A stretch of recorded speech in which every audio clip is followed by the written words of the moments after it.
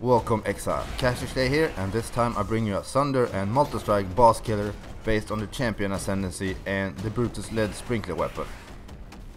All the footage is recorded with a 5-link chest and it still destroys tier 15 bosses in a second, just like you can see in the video right now. It's a good Uberland farmer and can definitely kill Shaper and his guardians quite easily.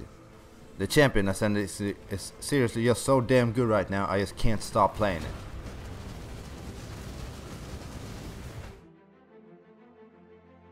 So the items that I use for this build are Brutus lead sprinkler. I use one in each hand, and this is what the entire build is based around. You get 4 to 7 fire damage to attacks with this weapon per 10 strength. So basically you stack strength on your skill tree and your items as much as you possibly can. You also get 30% increased fire damage, increased attack speed and crit chance. And for the gloves I use Medinose Vice for the 100 to strength. Then I use Stygian Wise rare belt with strength, life, resist and some elemental damage. And the Abyss jewel I use in there is fire damage to attacks, life, and really you want fire damage to mace attacks on the last one. For boots I use Albro's Warpath with 18% increased strength. And for helm I use a Black Suncrest with 15% increased strength.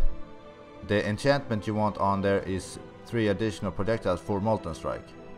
For amulet I use an Astra for the all stats, but really you want a Soft's Blood in there for the fire penetration, the avatar of fire and the overall strength and life increase.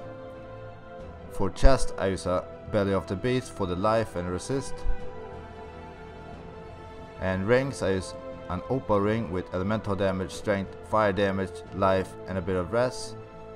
And then I use another ring with basically all resistance. For Flasks I use a life flask with instant recovery when on low life, so whenever I trigger adrenaline I can just click the life flask for instant recovery. And then I use a Wise Oak. I use an increased damage. I use an onslaught and a movement speed flask. For the main gem setup I use Thunder for mapping, and then I switch out Thunder for Molten Strike for the tougher bosses.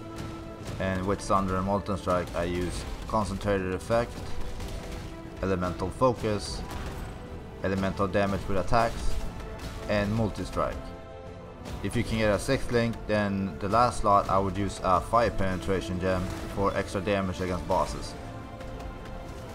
And in my helm that gets +1 to level of sacred gems I use Anger, I use Blasphemy with Flammability and Ancestral Protector. In my boots I use Cast when damage taken level 1, Blade Vortex level 8, Blind and Vol Haste. And in my gloves I use Cast when damage taken level 4, Immortal Call level 6, Summon Lightning Golem level 6 and increased duration. My main movement setup is Leap Slam, faster attacks and Fortify. I use Fortify with Leap Slam to trigger my Fortify bonus from the Ascendancy tree as often as possible. And in my offhand I use Blood Magic, Blasphemy and Poacher's Mark. This is to quickly trigger adrenaline whenever you need to. These are the skills that I picked out for my level 89 Brutus Lid Sprinkler champion. Basically what I aim towards as much strength as possible, life, fire damage and then some projectile damage. So I got the life over here, and I got the strength nodes all the way around, and then I got Iron Grip to turn my strength bonus to my projectile attacks. I got more life, fire damage, fire penetration. I got Point Blank, I got that around level 40, and I got Iron Grip around level 70 or 75. That's also when I got Vault Pact. Then I got more life on the way, some elemental damage, more elemental damage and some all res. And I got Elemental Overload, which is a huge boost to my overall damage. I basically rushed towards Elemental Overload as soon as possible, so I got that around level 40. For jewels I use 2 Wildfire jewels for 2 additional projectiles from Molten Strike from each jewel, as well as some fire damage. And then I use 2 Inertia to turn Dexterity nodes into Strength nodes. And lastly, I use a rare low blast Crimson Jewel for fire damage, attack speed, and some extra attack speed with maces. These jewels are pretty cheap to get at PvE.trade. For Ascendancy, I went with Conquer for a 100% chance to taunt on hit and damage reduction. And then I got Worthy Foe, so you always hit taunted enemies, as well as 20% increase to your overall damage. Then I got First to Strike, Last to Fall, so you permanently intimidate enemies that are on full life. That's a 10% increase to your overall attack damage. And then you gain Adrenaline for 20 seconds whenever you reach low life. This is why I had Blood Magic, Blasphemy and Poacher Smog connected, so I can put myself on low life whenever I need to. Adrenaline grants 100% increased damage, 25% increased attack and movement speed, as well as 10% additional physical damage reduction. And then lastly, I went with Unstoppable Hero, so whenever you have Fortify, you have 10% increased attack speed, 30% increased melee damage, 1000 to armor evasion, as you can also not be stunned.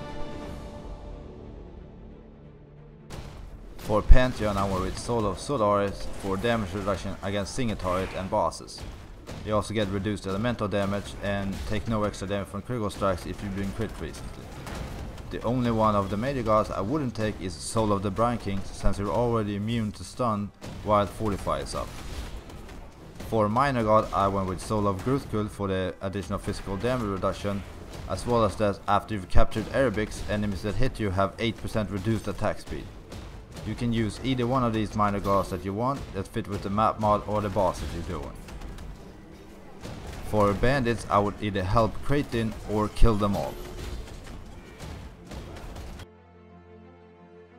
For leveling, I always recommend using a Tabula Rasa.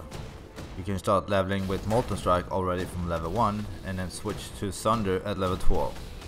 I connect Molten Strike with Ancestral Call at level 4 and then add added fire damage and maim at level 8. When you start using Sunder at level 12, I would remove Ancestral Call and instead use Ruthless.